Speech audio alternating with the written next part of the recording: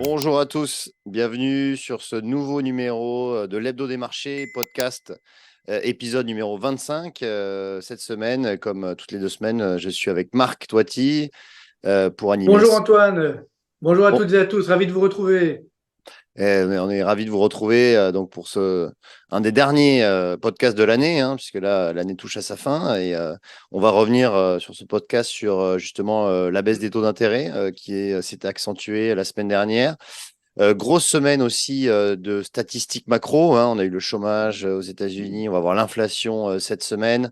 Et puis revenir aussi sur le rallye des marchés, hein. C'est vrai que ce rallye est assez impressionnant, hein. On a eu rallye de fin d'année qui cette année a été un énorme rallye. On va y revenir.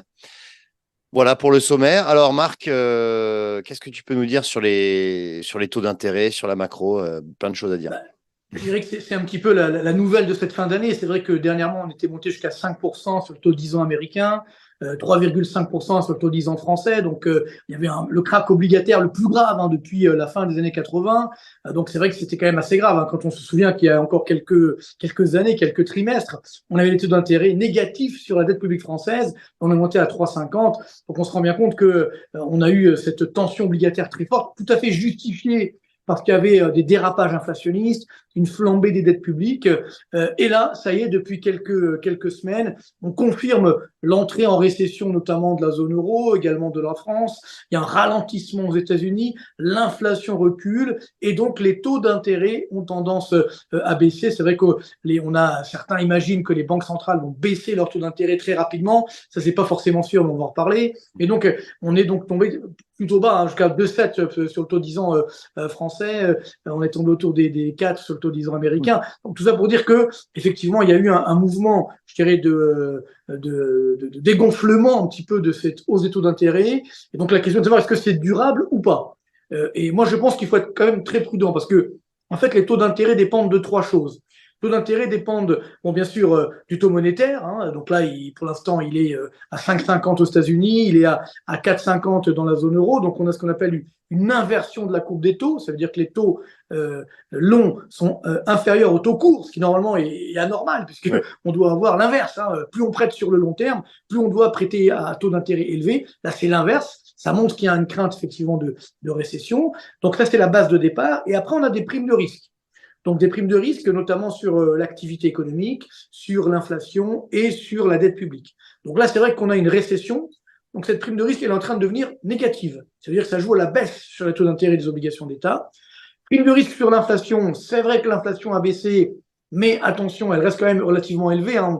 On a loin d'avoir tué complètement l'inflation, notamment aux États-Unis, on va en parler tout à l'heure, parce qu'il y a une hausse des salaires qui est assez claire et assez forte aux États-Unis, ça va même assez bien. Donc on pourrait avoir des mauvaises surprises avec un petit rebond de l'inflation, donc il faut rester très prudent.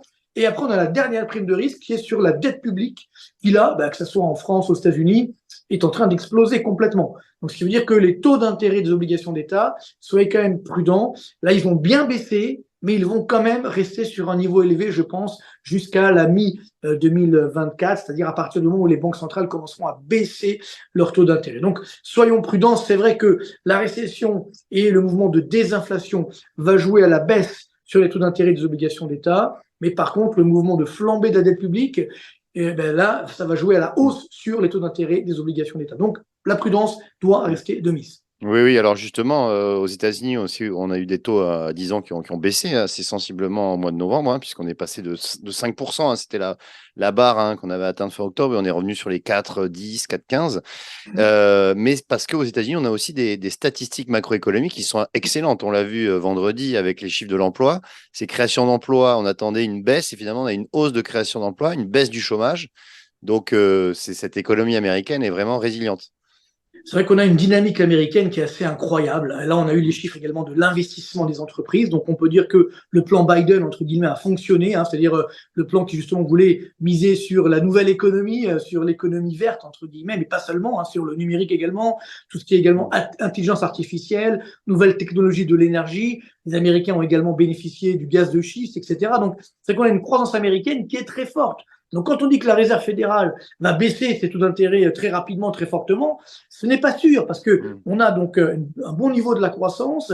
On aura cette semaine l'inflation américaine qui va quand même rester autour des 3%. Donc, on n'est pas sur les 2% d'objectif de la Réserve fédérale américaine. Donc, ça reste quand même une inflation élevée. Puis d'ailleurs, on a eu, tu l'as dit la semaine dernière, les chiffres de l'emploi qui ont été très, très bons. On a presque 2100 000 créations d'emplois, un taux de chômage qui rebaisse à 3,7%. Donc, c'est évidemment le plein emploi aux États-Unis et surtout les salaires qui ont augmenté de 0,4% sur le salaire horaire donc le mois dernier, et on est à 4,2% en glissement annuel. Tu vois que ça reste quand même beaucoup. Donc attention, c'est que les salaires, donc c'est l'inflation à venir. Donc quand on augmente les salaires, si en plus il y a de la croissance, il y a de la consommation, les prix ne vont pas baisser aux États-Unis. Oui. Donc soyons quand même très prudents. Je pense que l'inflation va rester élevée. D'ailleurs, il va y avoir un différentiel avec les États-Unis et la zone euro, parce que chez nous, malheureusement, on a une récession qui est bien là. Et donc, ce qui veut dire qu'on va avoir cet écart de croissance qui est déjà largement à l'avantage de l'oncle Sam, qui va rester à l'avantage donc des États-Unis, alors que nous, on va continuer de baisser en termes d'activité, donc avec même une récession. Donc là aussi, sur l'euro-dollar, le dollar devrait repartir également à la hausse, parce que la Réserve fédérale va mettre du temps à baisser les taux d'intérêt, alors que chez nous, la Banque centrale européenne devrait assez rapidement baisser les taux d'intérêt parce qu'il y a la récession qui est là, malheureusement, donc qui va faire mal, bien entendu, donc qui va obliger la BCE à réagir. Et donc, c'est ce qui fait qu'outre-Atlantique, si on regarde sur les taux d'intérêt, soyons prudents, ça va baisser à partir plutôt de la mi-2024. Donc, mi-2024, la Réserve fédérale pourrait faire une première baisse des taux d'intérêt. Il ne faut pas rêver, on va avoir des taux d'intérêt qui vont rester élevés parce que l'économie américaine reste dynamique. Et surtout, l'investissement des entreprises. Tu sais, l'investissement des entreprises, c'est ce qu'on appelle le cercle vertueux de croissance. L'investissement, ça fait de l'emploi. L'emploi, ça fait du revenu, donc de la consommation, et ensuite de la dynamique de croissance, et ainsi de suite. Donc là, il y a le cercle vertueux de croissance aux États-Unis. Donc, ça veut dire que la croissance va rester soutenue. Et donc, attention, les taux d'intérêt également vont rester quand même élevés. La Fed ne va pas baisser tout de suite ses taux d'intérêt. Justement, le marché anticipe peut-être à tort, avec beaucoup trop d'optimisme, 5 baisses de taux en 2024. J'ai vu ça, les dot plots, ça paraît beaucoup trop si on regarde réellement. D'ailleurs, on aura le discours de Jérôme Powell. Alors, ça dépend ce qui peut se passer, bien sûr. S'il y a un cataclysme mondial, voilà, ou une pandémie ou un truc comme ça, c'est sûr que la Réserve fédérale elle va devoir baisser les taux. Et si on raisonne sur les chiffres actuels de croissance, sur les indicateurs avancés des directeurs d'achat, sur les indicateurs du Conference Board, sur la confiance des ménages qui se redresse, donc c'est plutôt bon. Il faut être honnête, c'est plutôt bon. Donc il n'y a pas de raison de baisser le taux d'intérêt. Donc, ce qui veut dire que déjà, à mon avis, la Fed ne va rien faire jusqu'à la mi-2024 et après, elle va commencer, donc peut-être 2-3 baisses de taux d'intérêt, mais pas plus. Donc, je pense que les marchés aujourd'hui sont hyper optimistes. En fait, quoi qu'il arrive, les marchés sont optimistes. C'est-à-dire qu'on l'a vu la semaine dernière avec les chiffres de l'emploi américain, c'était des chiffres presque trop bons, et donc notamment sur les salaires qui augmentent. En temps normal, les marchés auraient dû se dire, ah bah tiens, les salaires augmentent, donc c'est dangereux pour l'inflation. C'est ce qui se passait les mois précédents.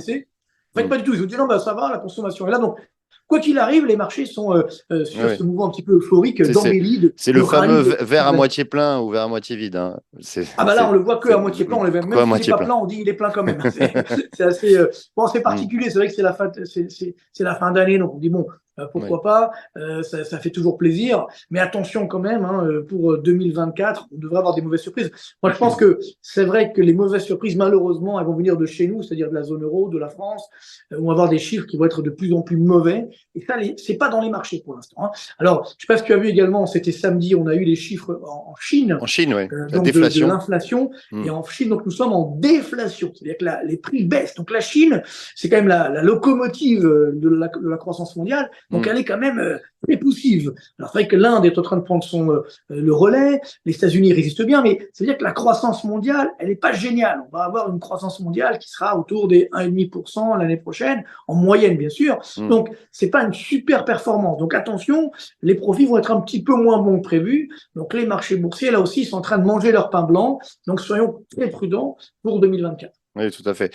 Et d'ailleurs, c'est aussi le vent d'optimisme qui a soufflé sur les marchés européens, puisque la semaine dernière, l'indice allemand, le DAX 40, a pulvérisé ses sommets historiques. Le CAC 40, lui, s'en est approché. Il n'est plus qu'à moins de 1% de ses sommets, parce que justement, les marchés anticipent justement que la BCE va réduire ses taux beaucoup plus vite que précédemment. Avant, on anticipait deuxième semestre, maintenant on anticipe fin du premier trimestre. Donc effectivement, il pourrait y avoir des déceptions si les chiffres d'inflation commencent à repartir. Et d'ailleurs, on va les avoir très, très prochainement. Alors justement, on Alors a eu justement, ce... Oui, attention quand même, un petit bémol sur mm, l'inflation de la zone euro, parce qu'il va y avoir un effet de base sur les oui, chiffres du mois de décembre. Comme l'année dernière, ça avait baissé et que là, ça va un petit peu augmenter. Donc, comme voilà. l'inflation, c'est un glissement annuel, il peut y avoir une petite surprise dans la zone euro notamment, où les prix, donc l'inflation du mois de décembre, remonte un petit peu. Donc, Oui. attention, Ce qui pourrait... là aussi, ça va être très compliqué pour la Banque centrale européenne, mais je pense qu'évidemment, elle va baisser les taux d'intérêt, c'est inévitable. Le seul problème, c'est que si elle baisse les taux d'intérêt, ça va faire baisser l'euro. Si l'euro baisse, ça va faire augmenter l'inflation importée. Donc Mm. l'inflation va rester élevée. Donc on aura quand même ce risque de stagflation avec une récession, une inflation qui va quand même rester élevée. Donc soyons quand même prudents. Et surtout, le problème, c'est la dette publique, la stabilité de la zone euro d'un point de vue de la dette, que ce soit en Italie, en France. Ça va être très, très compliqué à gérer en 2024. Oui, donc justement, si les chiffres d'inflation commencent à remonter, ça pourrait aussi servir de catalyseur à une prise de bénéfice sur les indices, puisque là, les indices, hein, on dit souvent que les arbres ne montent pas jusqu'au ciel. Les indices, là, ils sont pas loin d'être au ciel, hein. Quand on regarde une hausse de quand même de 15% en ligne droite, sans retour, sans retour de plus de 0,8%, c'est quasi, enfin, c'était pas arrivé depuis 4 ans, hein, d'ailleurs. On a 6 semaines de hausse consécutive sur les indices. Donc, peut-être que effectivement, il peut y avoir quand même déjà une respiration et ensuite, pourquoi pas une prise de bénéfice. On verra. En tout cas, c'est vrai qu'en mois de décembre, en général, après le 15 décembre, il n'y a plus vraiment d'opérations, hein. Les gérants de portefeuille ont clôturé leurs comptes, ont clôturé leur portefeuille. Il n'y a plus vraiment de prise de risque. Donc, effectivement, on va faire attention justement en début d'année prochaine, en tout début janvier, voir s'il peut y avoir une correction.